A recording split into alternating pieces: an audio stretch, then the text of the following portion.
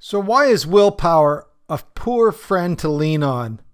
And why are pre-commitments a much better friend to make on your recovery journey? Today, this is our subject on finding traction. Welcome aboard.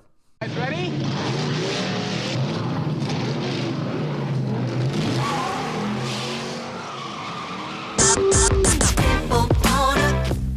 When it comes to porn, are you stuck, spinning out, or slipping backwards in your life?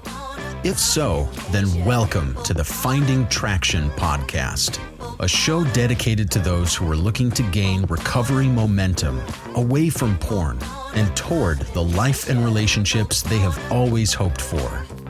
Now, here's your host, Vern Tomke.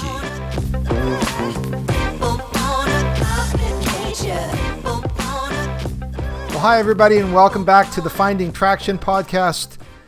Yes, it's been a long time since my last confession. Mostly kidding on the confession part, but it's been nice to take a chunk of the summer off from writing and recording podcasts. Maybe that's why people do seasons of podcasts, like season 1 and season 2, because you can always say, well, that season's done. Just wait till the next season. So I think I finally figured out why people do that. I've even noticed on late night comedy shows, Jimmy Fallon, Trevor Noah, stuff like that. Even shows like 60 Minutes, the news show, it's like they're showing old episodes all summer long. And I'm going, if I'm thinking to myself, if those guys with big staffs, they're not able to show brand new episodes every week, then I'm not going to feel guilty. So, that's how my self-talk goes. So I feel just fine about my lack of podcasts over the summer. So, but the fall is here. And by the way, it's a good reason to subscribe. Hit subscribe when you're listening to my podcast, because that way the next reason Vern decides for any reason to take a break, then you will just get the next episode when Vern decides to get his act together and put out another podcast. So please hit subscribe, and that way you won't have to worry about when or when not Vern is recording. So let's go back to this whole idea around willpower. And I want to call willpower an unreliable friend. And then afterwards, I want to talk about a better friend to make on your recovery journey. So here's what I've noticed about willpower. Sometimes I feel strong and unwavering. I feel strong, and then when presented with the thought around acting out or even the opportunity to act out, my willpower simply goes, nope, ain't going to happen. Those are the good days. But there's other times when my willpower seems to fail me. It's kind of like I'm strong until I'm not. That's why I think willpower is such an unreliable friend. A tempting clickbait image comes up, and despite a moment's hesitation, you end up clicking on it and you go, oh, I should not have done that. Or you see a show on Netflix and with a provocative title, and you find yourself, scrolling and through those scenes as fast as possible to see if there's any provocative scenes there. We've all been there. Willpower. Such an unpredictable and unsteady friend. Here's another thing I've noticed about willpower. My likelihood of choosing the wrong path does seem to depend on the frequency of choosing that path before. So, for example, if I'm in the habit of checking out arousing material, the minute that my wife, she leaves the house, well, it's probably not surprising that the next time an opportunity comes up, I'm more likely than not to simply have a very limited willpower in that area. So it's kind of like the less I've been choosing the right path, the less reliable willpower is. Now, if I have a good track record around engaging my willpower, it seems to increase the chance of me choosing the right path the next time. If I'm on a good roll and there's a good sense of momentum, it's more likely than not that I'm going to make the next right choice. And that's really good news at one level. But even on my best days and my best version of my track record, here's what I've noticed. My friend, Mr. Willpower, is never completely 100% reliable. So despite my great track record of weeks or months or even years of sobriety, it could still fail me at the most unexpected of times. See, I think a wise person knows that. Sure, my willpower may be there 95% of the time, maybe 98% of the time, or even 99% of the time. But that 5 or 2 or 1% of the time when it's not there is going to come with a real punch in the gut. Many of us know even 1% of the time we can't go back there.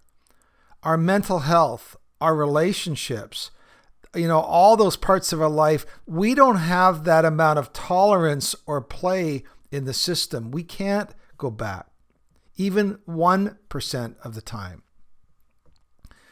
So what do we do if we don't want to live with this level of uncertainty? If we don't want to have to rely that our willpower will be there the next time the opportunity or the idea comes along? See, this is where I want to introduce to you a simple tool called Precommitments come in to further safeguard our safety in our life and surroundings. So, what are precommitments? Well, precommitments are practical ways of animating our willpower. They're ways of doing that in advance of the place where we need to use it. Perhaps they even remove the need for us to rely on willpower at all. In other words, we're tailoring our environment in such a way that we make these decisions in advance. I got to thinking about this in a podcast that one of the guys I'm coaching who sent me. He struggled in his recovery with drinking, and he listened to this podcast from The Guardian, and it was this whole cross addiction of alcohol and unmanageable drinking, and the journalist who wrote the podcast or who narrated it was called William Leith. It's from the Manchester, and the podcast was called How Drinking Took Over My Life. And this is one insight that he shared from his journey. He said, being sober made me think of chain smokers whose craving disappears on long-haul airline flights. They know they can't possibly smoke, so they just put the whole thing out of their minds. And then he quotes a neuroscientist who says this: Mark Lewis, a neuroscientist and addiction expert, told me it was the same thing as when you put a piece of meat in the fridge and your dog paws at the door, whining and trying to force the door open. But if you convince the dog the door is locked, it will stop whining and walk away. Just think about that for a sec. Now, I know we're not dogs, although I have to confess I've acted dog-like at times with my pawing after sexual stimulation. But this idea helped me connect with the idea of how pre-commitments can work in our favor and how they can work in our desire to be free from unwanted behaviors like consuming porn. So, let me get super practical and personal with you here. Hopefully that's one of the things you enjoy about my podcast. I tend to be an overshare. But this last summer, 2021, it's been a great summer for me in so many ways. My recovery's gone well. It's been a great summer. I've been coaching most of the summer with different guys. Some guys I coach individually, some I coach in groups. I haven't been teaching, so that's been nice, of course, being the summertime. But I've also, this summer, just because of my environment, been really relationally connected, and that's probably why it's been such a great summer for recovery. For example, my 28-year-old son, because of COVID, had to move back home. So he's always been here, and he works from home too. And so he works from home, and so he's always around. And so that was one just common thing in my environment. The second thing, my wife, who's now a school teacher, an elementary school teacher, she, of course, was home for the summertime as well. So I felt super connected in the house here. Plus, I work from home now by and large. And so I was very connected. And so as a result, guess what? My recovery has gone really well. But this fall, has presented me with new challenges. First of all, my son has moved out of the house, moved to a brand new city, which is great. It's great for him. It's great for his development, great for his career path. But at the same time, he's no longer here. My wife, of course, being a school teacher, has now gone back to the classroom for the start of a brand new school year. So here I am, alone, Monday to Friday. And you would think that me coaching guys online on different days and different times of the day would take away all of my threats. But you would be wrong. Opportunity still knocks. It's a threat for me that requires this tool of pre-commitments. So let me coach myself for a minute, and you can listen in. So Vern, if you're going to act out, even on the spur of the moment, what is the most likely way that you would do it? Well, Coach Vern, one way, I've been thinking about this quite a bit, is I would like to go back on the TV, and I would, for example, like to get on the YouTube app there. I can't seem to get rid of it. Like to get on the YouTube app or open up Netflix and start looking for arousing material. That would probably keep me going for quite a while. And I'm sure I could find some great sexually arousing material. Hopefully I could cover my tracks. Those other suggestions, they can be pesky sometimes, but that's a concern. And so, to be honest, that's what I've been thinking about the most. If I'm going to act out, that's probably how I do it. And so here I am on my own, going into the fall. Coach, we've got a challenge here.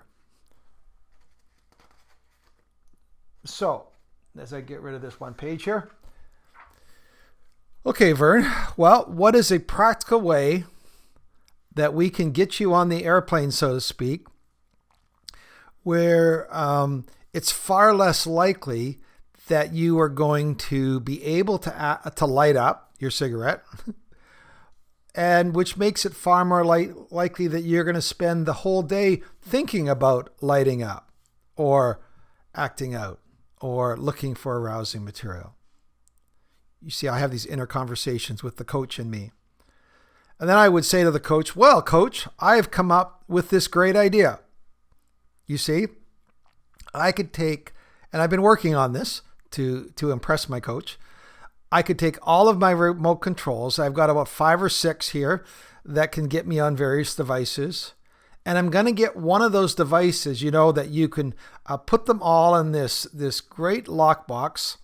And I'm going to have my wife, she's going to have the password.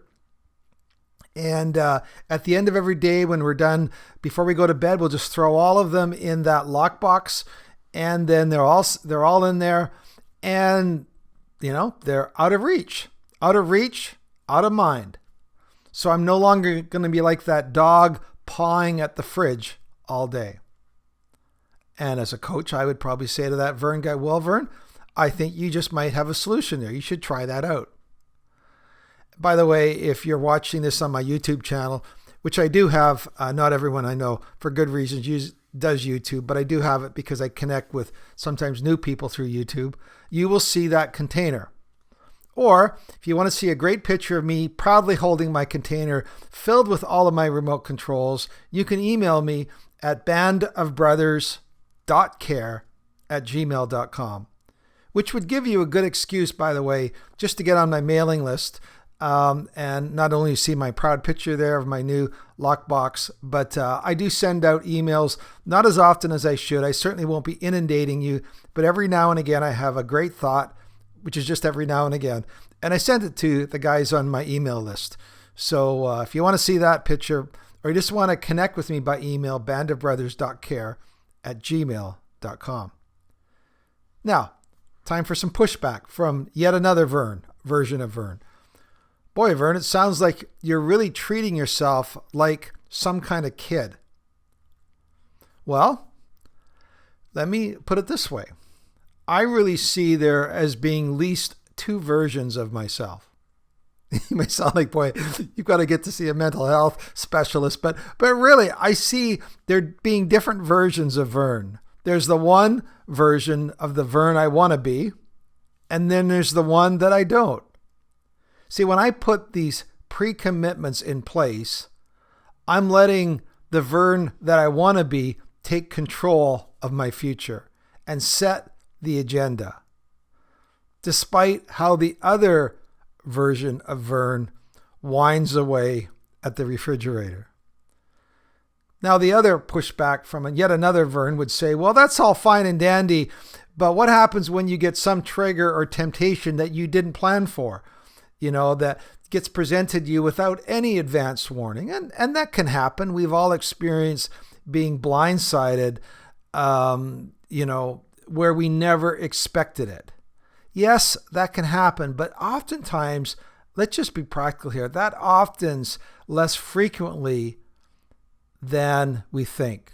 Most of the time, we're simply walking out the same tried and true ritual, the old iteration of repeating the same pattern, going to the same device, employing the same methods to look at porn look at questionable material or edging sort of behaviors, all that kind of stuff. So I think the exceptions to the rule are really exactly that. So that is an example for you of how I use preconditions over and above willpower. Now let me throw in one other example, and this is just a common example of a precondition that many of you guys are using. And I want to just say a couple things about it. Many guys like myself are using Covenant Eyes. It's an online thing that goes on your computer or your telephone. And the version I'm using employs both a blocker and also this communal accountability part that sends reports to 2 or 3 of your recovery buddies. That is another version of a pre-commitment and something I've put in place. So when I'm sitting at home on my computer, and the name of that old porn star comes to mind, it gives me the necessary pause and friction to not simply start searching for something that I know Covenant Eyes is going to trigger. Now, I want to just back up a little bit. There are some guys that is not sufficient for them. And I want to just say, early in my recovery, that wouldn't have been fully sufficient for me. I needed to actually strengthen my pre-commitments even to a further level. Just knowing that someone might look at a report for me actually wasn't sufficient. Either they weren't on the ball, or they weren't that reliable of an accountability partner, or maybe it wouldn't trigger it. It seems to be hit and miss at times. I needed a stronger pre-commitment. Let me tell you what I did for the first couple years of my recovery. For example, Google Images was the bane of my existence. I could not seem to not end up checking out something questionable on Google Images, with or without Safe Search, for example. So here's what I did to strengthen that whole thing. I actually used a different program, one called Net Nanny. I find it was cheaper. I find it actually, in some ways, was more powerful. And I simply created on my blocking list a wildcard star that blocked every single site. Well, that certainly did it. That was my blacklist. That was my block list. And then what I did is I went to my whitelist, and I had to figure all this out because even the people at Covenant Eyes were like, I guess you can do that. But at the time, it was like I know that sounds boastful here. I felt like I was almost teaching them about how this system could work. And then I created a whitelist. And the whitelist were only those few sites that I felt safe in going to. So, for example, I had my banking site. I had the weather site. I had my news site. It wasn't one of those aggregate sites that had all sorts of questionable material. It was a safe news site. And of course, I had my football site because that was, necessary to have. But that was ratcheting it up to a point where my pre-commitments matched my level of vulnerability. So to summarize, you can depend on willpower or you can depend on pre-commitments. You can see the direction that I've gone, and I'm not at all embarrassed to talk about this. I'm not embarrassed to show people what I do. I take pictures of what I do because that's just the reality of who I am and what my life has looked like. So, again, I'd love to connect with you. If you're looking for coaching or you just want to come on and do a one-time sort of Zoom call with me and ask some questions, let me know, bandofbrothers.care@gmail.com. By the way, I'm reserving my Saturday morning time slot kind of as an open slot for any guys that want to kind of come into a new group we're forming. So I'd love to hear from you as the excavator starts up next door. It's a good time to end. And so until next time, here's to finding traction, and here's towards the life and relationships you're looking for. God bless.